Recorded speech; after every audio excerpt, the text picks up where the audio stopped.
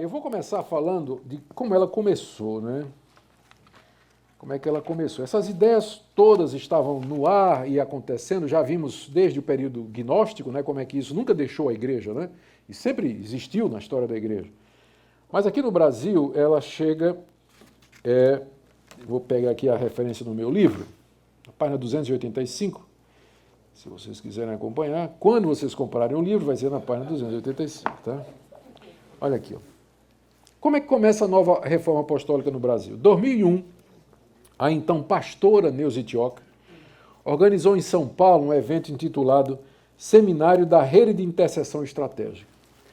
E o principal palestrante era exatamente o apóstolo Roni Chaves. E durante o evento, ele consagrou os 4 primeiros apóstolos brasileiros, ligados à nova reforma apostólica: Valnício Milhomes, Arlis Marques, Mike Chia e Gexé Cardoso. O evento é considerado como o alvorecer do Ministério Apostólico do Brasil, o início oficial da nova reforma apostólica no Brasil. No ano seguinte, ele volta, 2002, e unge então a Neuza Itioca como apóstola também. Mas o apóstolo René Terranova, ele proclama que a data de início da era apostólica no Brasil é, na verdade, 2006, 4 anos depois. Ele cita literalmente: em Manaus, quando ungimos os primeiros 7 apóstolos, em dezembro de 2006, nós liberamos a unção sobre o Brasil. Isso no livro dele, Geração Apostólica, de 2007, página 64. Ele então fala que a era apostólica no Brasil começa em 2006, quando ele unge os primeiros apóstolos brasileiros lá em Manaus. Mas antes deles, já tinha outros que usavam o título de apóstolo no Brasil.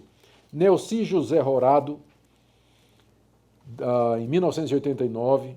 Silas Esteves, da Palavra Viva, no Rio, 1991. Miguel Ângelo, Igreja Cristo Vive, 1991. Estevão Hernandes, Igreja Renascer em Cristo, 1996. Ele é antes de todo esse pessoal.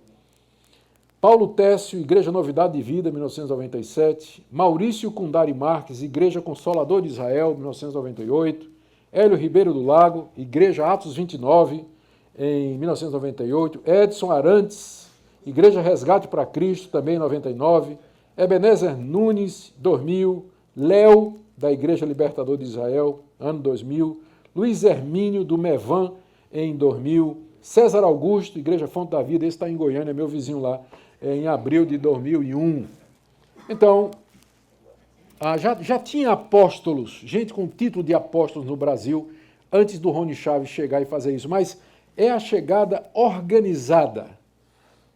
Cria-se uma estrutura, se cria um movimento chamado Nova Reforma Apostólica, com identidade, com sede, com liderança, com estatuto, com membros, com contribuição, com propostas.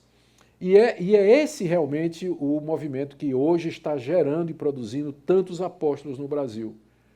Tá certo? Que vem lá do John Noble, começa lá no pentecostalismo, né?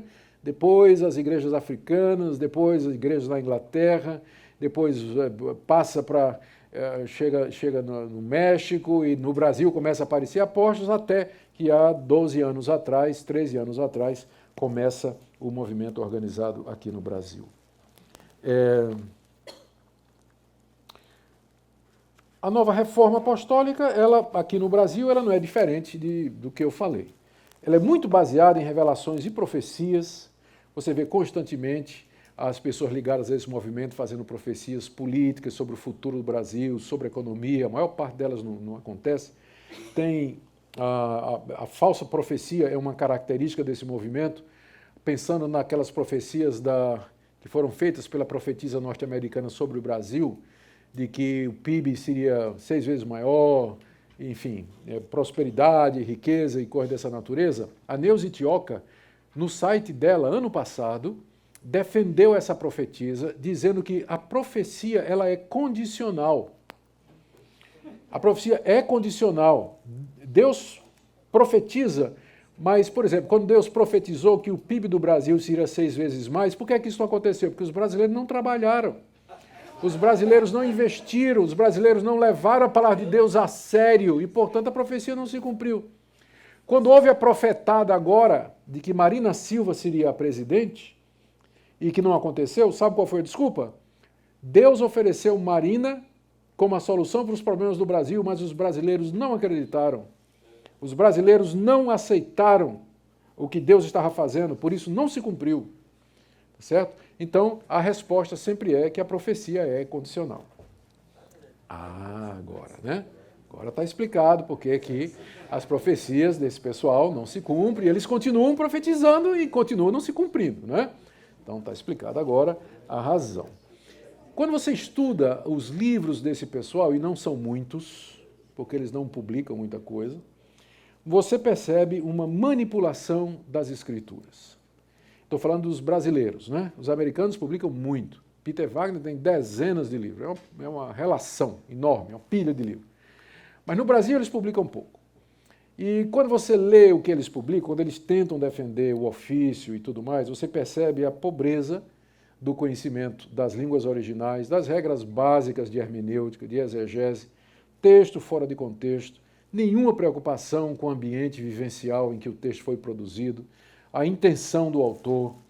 Então a Bíblia é manipulada, ela é usada, a hermenêutica é uma hermenêutica alegórica, de transferência indevida de eventos que aconteceram no passado que devem acontecer hoje. Muito típico, por exemplo, da Igreja Universal do Reino de Deus, né? Moisés bateu no mar e o mar se abriu, então hoje se eu pegar um cajado ungido, eu posso bater nos meus problemas, vai se abrir. É uma transferência indevida de textos bíblicos sem que se leve em consideração contexto, história, propósito, ocasião. Então, eles fazem a mesma coisa. Por exemplo, se você entrar no site da Coalizão Apostólica Brasileira, tem lá a bênção das 12 tribos sobre o Brasil. Pegando lá a bênção que Jacó, lá em Gênesis, passa para os seus 12 filhos, eles fazem uma paráfrase abençoando o Brasil em termos da bênção de Jacó para os seus 12 filhos, né? Quer dizer, o que é que tem a bênção de Jacó para os 12 filhos para o Brasil, né? Mas é uma transferência indevida, sem prestar atenção no contexto. Então, esse tipo de hermenêutica. Tem doutrinas e práticas estranhas. A questão do G12, o G12 é muito usado e difundido por esse pessoal, porque eles pegaram a ideia do César Castellano, de que o plano que Jesus tinha desde o início era discipulado em grupos de 12, e o René Terranova usa para discipular novos apóstolos. É um sistema de discipulado que constrange a consciência, sigiloso, e tem uma série de coisas lá que foge completamente ao ensino bíblico sobre como deveria ser o discipulado. A ênfase que esse pessoal dá em Israel é impressionante. É através dos apóstolos que o judaísmo está voltando para as igrejas. A Valnice Milhomes guarda o sábado, ela é sabatista. Na igreja do René Terranova já deu entrada na arca, carregada por líderes da igreja, entrando com a arca dentro do templo dele. Essas igrejas têm candelabro, toca shofar, que é aquele chifre de carneiro, aquela trombeta, que era tocada para reunir as assembleias do Israel antigo. Agora mesmo que não tenha o nome de apóstolo, mas o bispo Edir Macedo funciona como erigiu o Templo de Salomão. Né? O Templo de Salomão. Então, por que esse interesse em Israel? A pergunta é, por que esse interesse em Israel? E alguns acham que o interesse é financeiro, porque eles promovem dezenas de viagens a Israel para os seus discípulos todo ano. E lá vão comprar água do Rio Jordão, azeite do Monte das Oliveiras, um frasco com terra do Monte Sinai, e raspas do, sei lá do que, por aí vai. Vinham lá de... Entende? Então, eu documento aqui, né, há uma pessoa que denuncia o imenso comércio que está por detrás desse interesse em Israel, né, para manter essas peregrinações e coisas dessa natureza. Isso aí eu não posso afirmar, mas que parece. E, mais uma vez, a ideia de dominionismo também, da conquista do Brasil. O Brasil vai ser conquistado, marcha para Jesus, declarações, profecias. Jesus, o Brasil é do Senhor Jesus, povo de Deus, declare isso. Né? Quando o caminho é a gente evangelizar e ganhar para Cristo, não vai ser na base de declaração que a gente vai fazer isso. Mas assim vai o movimento. Gente, nós concluímos aqui com uma análise crítica da nova reforma apostólica, e eu vou começar a análise citando as palavras de MacArthur, no último livro do MacArthur, Strange Fire, Fogo Estranho, em que ele faz uma análise do pentecostalismo e particularmente do movimento apostólico. Ele diz o seguinte: a nova reforma apostólica não é nova, não é reforma e não é apostólica. Tá certo? Não é nada. Primeiro, não é nova. De fato, não é. Não é nova, né? Porque a ideia de que tem apóstolos hoje vem desde os gnósticos, né? E através da história da igreja. Segundo, não é reforma. Porque a reforma queria tirar os apóstolos. E essa está querendo trazer, né? Então, de reforma não tem absolutamente nada. Reforma é você voltar para o escrito dos antigos apóstolos e não levar a igreja para ouvir novos apóstolos. E a apostólica é que não é mesmo, porque não tem mais apóstolos, como os 12 e como Paulo nos dias de hoje. Isso nós vimos, né? A nossa conclusão é que não existem apóstolos mais hoje, como os 12 e Paulo, por causa das circunstâncias do chamado, a aparição de Cristo ressurreto a eles, testemunha da vida terrena de Jesus. O caso de Paulo, nós já explicamos, Paulo não representa uma segunda geração de apóstolos que daria origem a apóstolos hoje, mas ele é um caso à parte, ele se vê igual com os 12. Os textos bíblicos usados, como Efésios 4:11, 1 Coríntios 12, 38 em diante, 28 em diante, nenhum deles está falando ali da permanência do ofício de apóstolos na igreja. É estranho você ver nos escritos dessas pessoas e nos seus pronunciamentos a omissão do papel dos presbíteros. Eles não têm isso. É só apóstolo. Quando você percebe que boa parte do Novo Testamento gasta em explicar o que é um presbítero e quais são as funções dele. Mas você vê a completa omissão do ensinamento bíblico sobre presbíteros nessas igrejas de governo apostólico. E a gente tem, finalmente, o testemunho dos pais apostólicos, que eu gostaria de ler alguma coisa aqui, só para fechar. E aí eu vou dar uma oportunidade para que a gente faça algumas perguntas. É importante pegar isso aqui. Aqui, ó. Os pais apostólicos viveram nos séculos I e II. Ireneu de Leão, e na sua obra Contra a Heresia, declara que, da mesma forma que as 12 tribos constituíram a tribo de Israel, Cristo também estava numa terra estranha para gerar o fundamento de 12 colunas da igreja, uma referência a Apocalipse 21:14. Tertuliano, 155 a 230, declara em sua obra Contra Marcião que os apóstolos foram os únicos a quem o Filho de Deus se revelou e que a verdade se encontrava na pregação deles, preservada nas igrejas, por eles fundadas as igrejas apostólicas. Inácio, nasceu no ano 35 e morreu no ano 115, portanto, no primeiro século.